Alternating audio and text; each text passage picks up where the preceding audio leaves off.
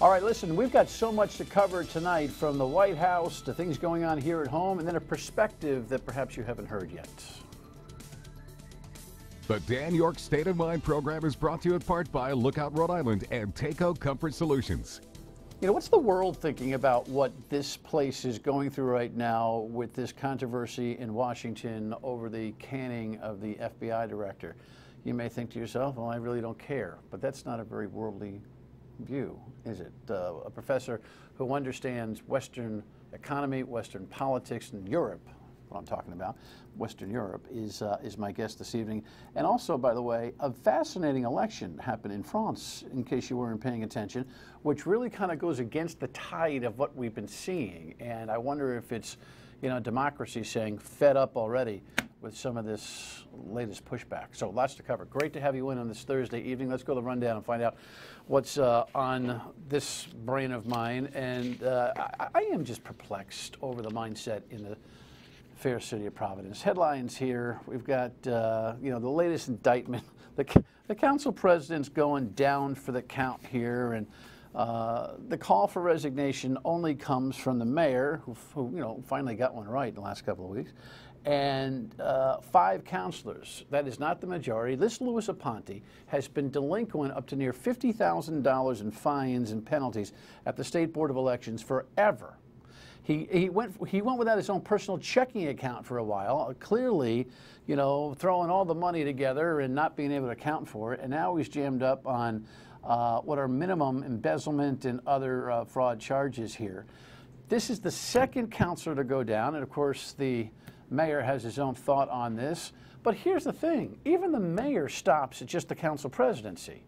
You don't get elected by the people to the council presidency. You get elected by the board to the council presidency. You would think he would just step the heck down right now so that he too doesn't get recalled like his good buddy Kevin Jackson just did. That it's lost on the other counselors that ought to be the immediate call, and they need to purge themselves. I know there's innocent until proven guilty. You know what? If you get proven innocent, then you run and the crowd supports your comeback. But the truth of the matter is it's been pew in the city of Providence for a long time here now, and this guy better do the right thing and fast. All right, let's move on here. Budget shortfall. This is not good news, never is. The state of Rhode Island is looking at, you know, $60 million and change short for the fiscal year that ends this June 30, and near $40 million short on the projections for proposed spending for next year. Now, what does that mean? It's not the end of the world. But states have to balance their budget, whereas the feds can just keep borrowing and borrowing ad infinitum. The challenge here is with some key issues on the table, like Nick Mattiello, the Speaker of the House, who wants to eliminate the car tax completely over a 5-year period of time, knocking out $40 million at a clip. Ouch, right? All of a sudden, Gina Raimondo's plan looks a little bit better if we're going to reduce the car tax, and that's going to go up the wazoo of Nick Mattiello. In the meantime, she wants 2 years of free college tuition, which adds up to $30 million when it maxes out in a year and a half or so, and that isn't going to be very palatable with the current budget crunch. So these things, the top 2 priorities, are going to be in the mill here. Be interesting to see what our state officials say about that as they try to work it out. We're going to head toward the 4th turn, heading for home crunch time for our fiscal plan weeks from now. In the meantime, speaking about financial pressures, the Paw Sox now say Apex is the spot. They're going to acquire that land if they can make the deal. The city of Pawtucket somehow is going to have to make some kind of financial contribution. And the state of Rhode Island certainly is going to have to take a piece. Now, for those of you who are the never a penny for the Paw Sox, you know what? Calm yourselves.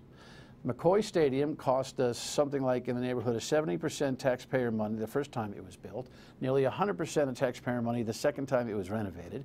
The key here is the Paw Sox have got to step up and tell us what they are willing to invest, and they should have done it not yesterday but 2 months ago. So more pretty drawings and plans about what we need to do there are okay, but what they're so delinquent on right now, and I'm still trying to figure out why, is what the put's going to be, because their equity piece is going to have to be way past what is normal, especially with the budget pressures that are coming up now. Here, though, is the key. This isn't $10 or $20 or $30 million a year the state's going to give to the Paw Sox. It's going to be a $10, $20, $30 million bond, whatever, and it'll be financeable, hopefully, through the cash flow revenues of the project. So less pressure on the budget, but a lot of pressure on the paw socks to spit it up.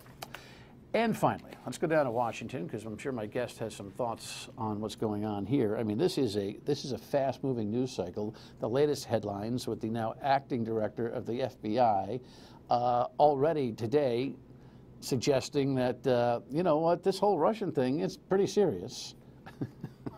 It's not something that the White House wants to hear from the guy who replaces the guy they just canned. He was asked this question, oh, what a tough question, at a panel today. Do you commit to informing this committee of any effort to interfere with the FBI's ongoing investigation into links between Russia and the Trump campaign? I absolutely do.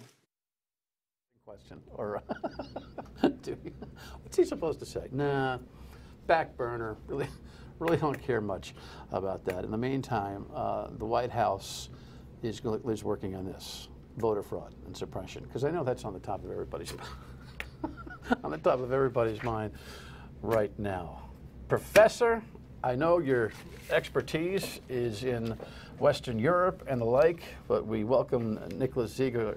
We invited another one of our fine experts from the Watson Institute in to talk about France, and we will here today. But I cannot do anything other than A, welcome you to the broadcast. Thanks for coming. Thank you. Glad to be here today. And I'm sure you're, you know, being a political student, you've got things to say about what's happening in Washington. So fire away. What's your gut check?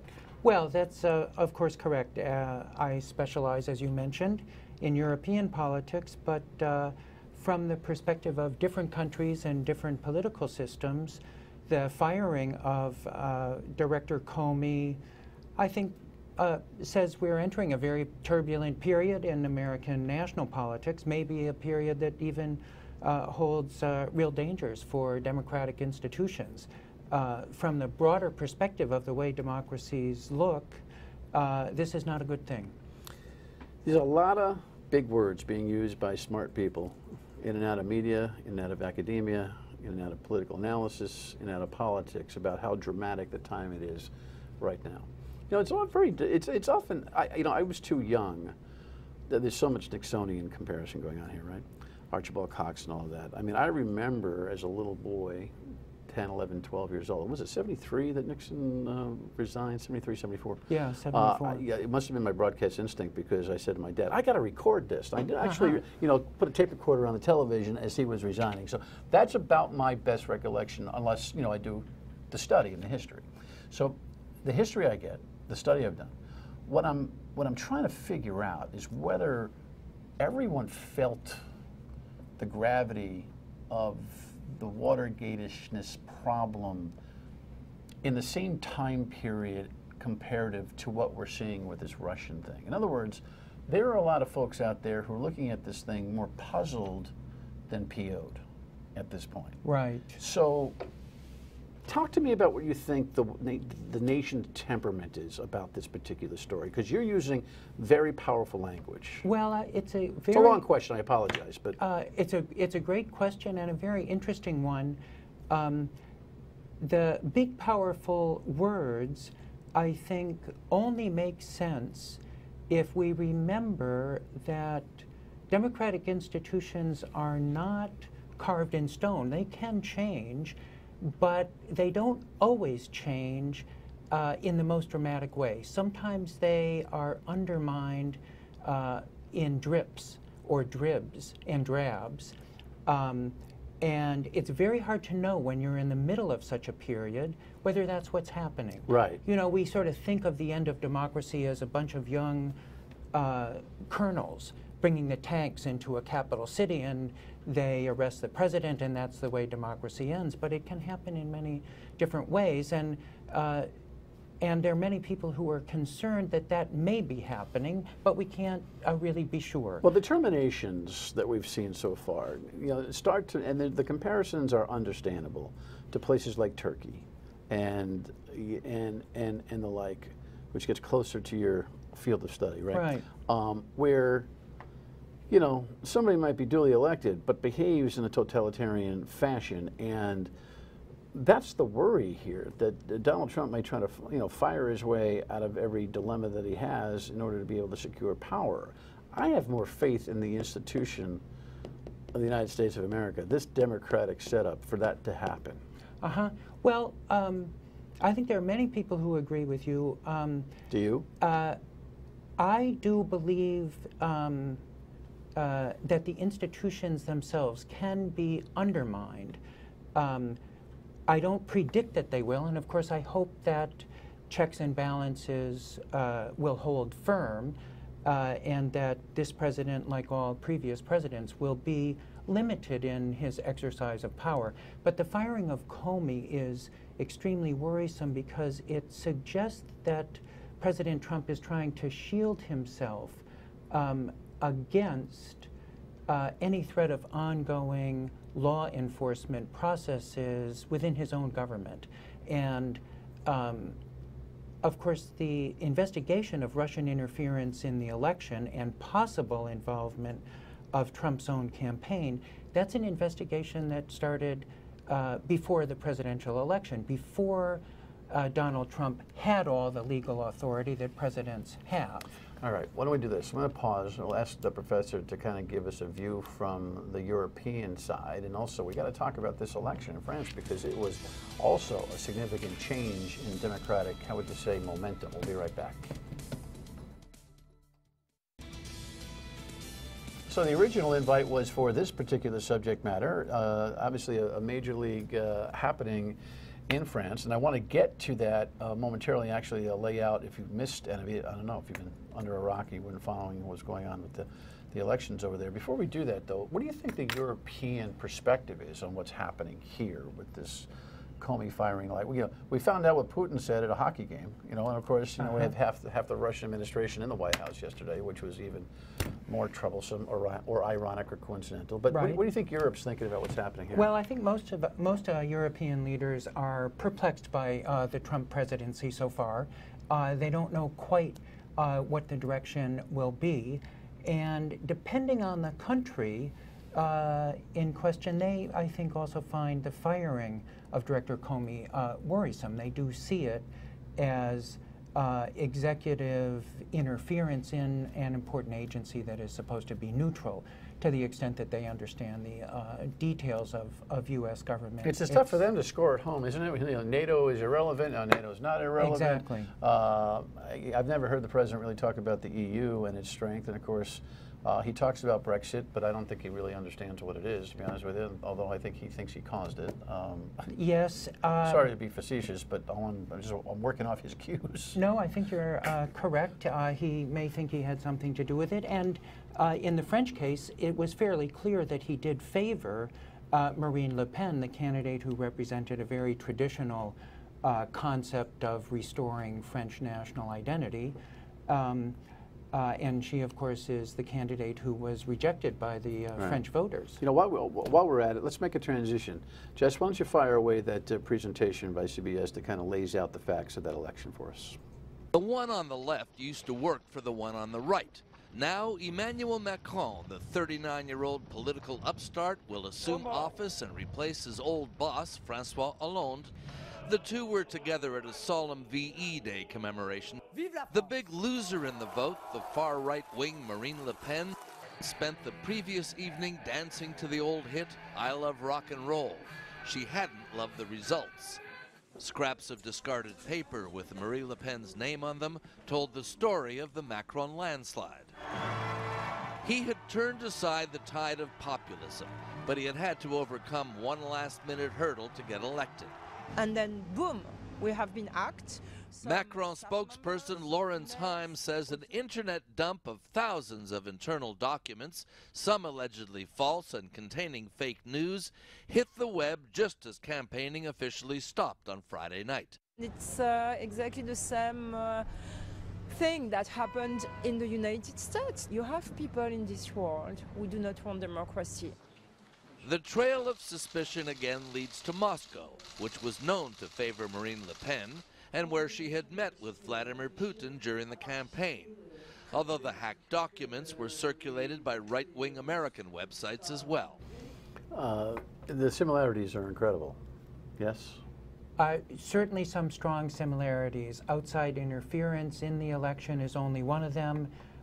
There was, again, an opposition between voters who felt left behind, who found the conservative candidate very appealing, somebody who would restore France to its previous economic vitality, and who would do that by limiting France's international ties. Marine Le Pen wanted to take France out of the European Union. And on the other side, a modernizing, very competent, highly trained candidate, not exactly like Hillary Clinton in the election, but Emmanuel Macron, who will now be the next president of France, was a very forward-looking kind of expert in lots and lots of aspects of government, and wanted to keep France first and foremost in the European Union. All right, so when we come back, I want to talk about whether the French election actually represents a putting on the brakes by people. We'll be right back. Stay with us.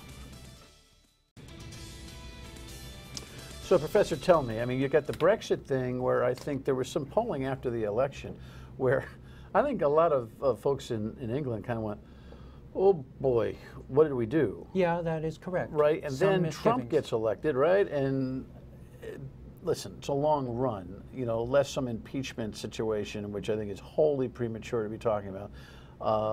Donald Trump could level out here, maybe. So we can't predict what the first term. You're looking at me funny, and I get why. I kind of feel the same way. But I think we're starting to see some trust factors for Donald Trump fall down, probably a lot earlier than we've had with other presidencies, and there may be some kind of feeling of oops sooner than later here. Is that what was happening? Did the folks in France take a look at some of Le Pen's point of view and what was happening and say, wait a second, they ain't that happy in England with what they did, because that was a high-risk venture to jump out. This guy Trump's got everybody all jacked up, but pretty rudderless. Why don't we just take a breather here? Well, I think that was certainly... Is that oversimplified? I think that was very much a part of French public opinion, but not the only part, because there's a deep democratic tradition in France, and also a quite deep alternative tradition of more sharp-edged nationalism. Don't forget, France has gone through periods of authoritarian government since the famous French Revolution. It hasn't been a continuous period. Right. So French voters are very aware that democracy is one option, and if they want to preserve it, they have to vote for it.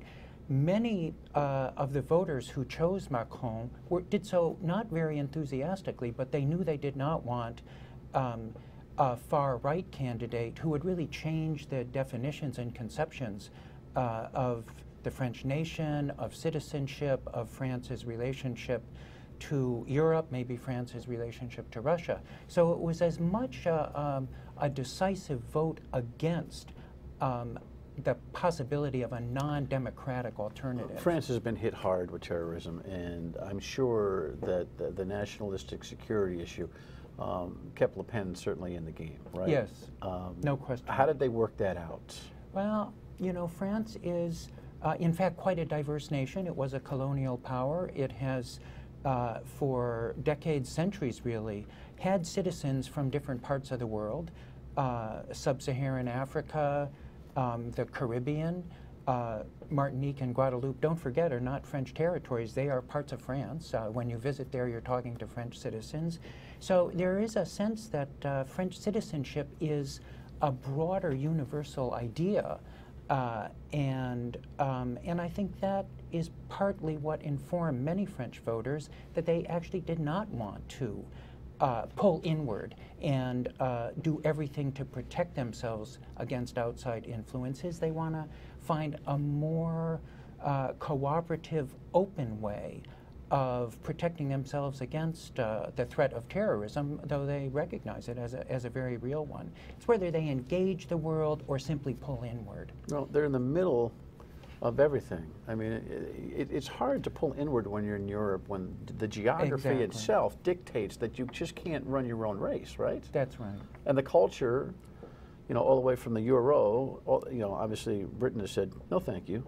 But that culture is really, creates a currency across the board. It's hard to go inward in Europe. And deep economic ties. Many younger French voters have traveled a great deal throughout Europe. They have studied in other European countries, and it tends to be quite a cosmopolitan society. So, as I ask you about the the French reaction to what happened in Britain and what happened here, so tell me what you think the American political reaction might be, if any, to what's now happened in France. Will that vote have some kind of implication for 2018, in addition to what happens day to day in Washington? Are we kind of flushing back and forth? I know not everything is comparable. It's not apples and apples, I get that.